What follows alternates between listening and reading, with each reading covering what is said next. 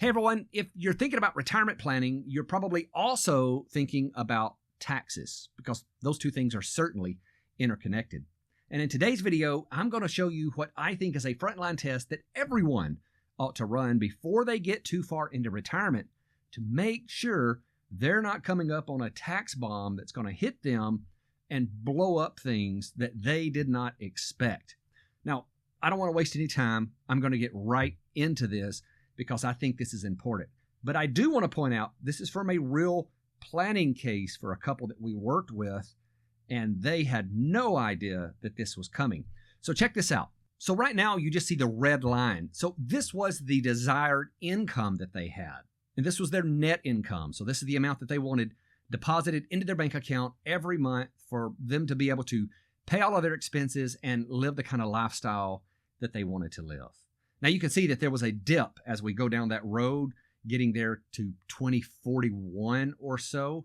And that's because they said, look, we've read enough of the studies. We understand that at age 80, we think our income should probably dip by about 20%. And so that's what we built into it.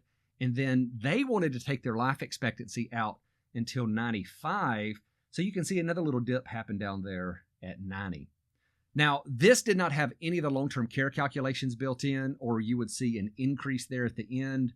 But I don't want to get this too complex anyway, so let me just show you. That's the desired income, and this is the total income.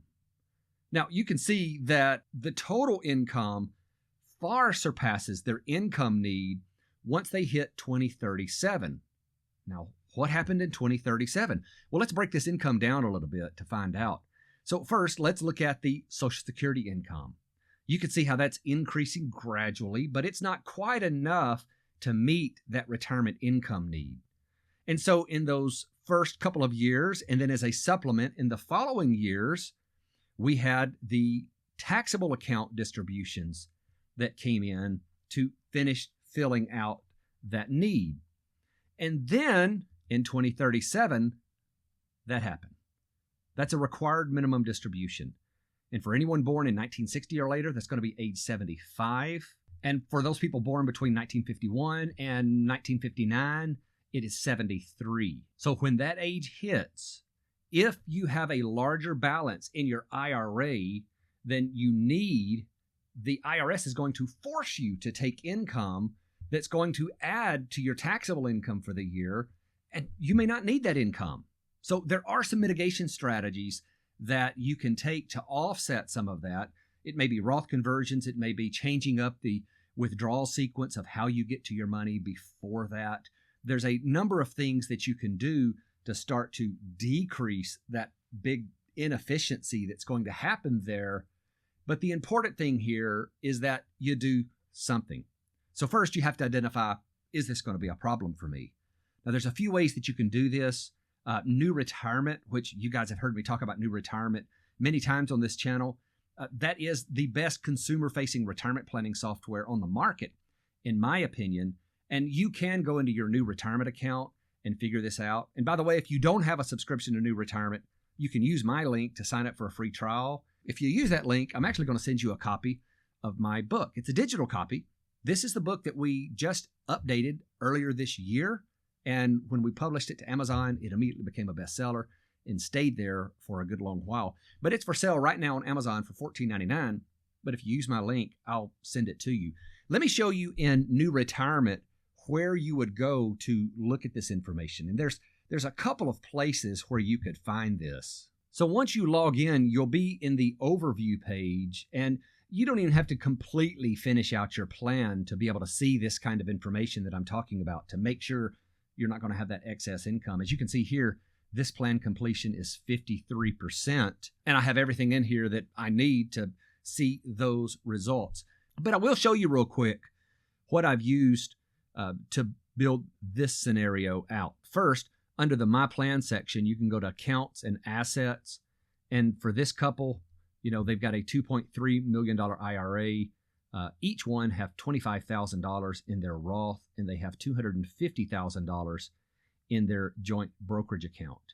And then under Income section, I put in the Social Security amount, and this couple, that we were working on this new retirement case also had a pension of $450 a month. So it wasn't a large pension, but a couple of Social Security benefits in here. And then in the assumptions, I did make sure that I had the taxes set to go back to the 2017 rates. And the rest of these are just pretty vanilla assumptions here. So once you make sure all of that is set up and you have your accounts in correctly, you have your Social Security benefits in correctly, then you're going to want to go back into your Insight section and you're going to want to start taking a look at some of these different pages that's in here. So the first thing I would look at is the lifetime income projection. And again, the blue line is the amount of income you're going to need. And the top of these bars is the total income that you're going to be taking in that year. So again, I would look at a scenario like this and think right away that this is not efficient. Now, you will also see that the way that New Retirement accounts for this is your income need takes a jump up in those years. And that's because of the additional taxes that will be required because of these RMDs. So it has this compounding effect. Whereas without those RMDs, you would likely see this line stay down a bit more as far as the income need. Now, that's the lifetime income projection. There's also a few other things you can look at. The lifetime cash flow is a good one. So the orange line would be your expense line. That's the amount that you need to pull in on an annual basis.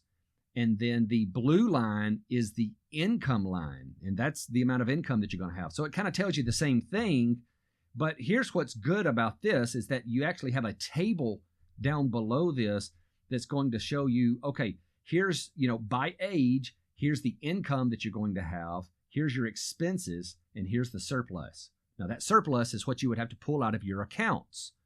And you can see that it's a negative all the way down until 2039.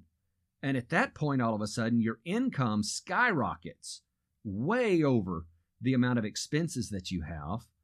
And you're sitting here with a $200,000 excess income that you didn't need, but now you have to pay tax on. So it doesn't make a lot of sense to have this. So whether you use New Retirement or you use a financial advisor that actually understands this stuff, one of those may be our Big Picture Retirement Roadmap Plan. If you want to circle back and look at that, I'll put a link for that down below. But the important thing is that you take a look at this and you make sure that in the runway between now and RMD start age, you get this addressed and you make sure that you're not going to have that excess income that you don't need. All right, that's all for today. Thanks for watching.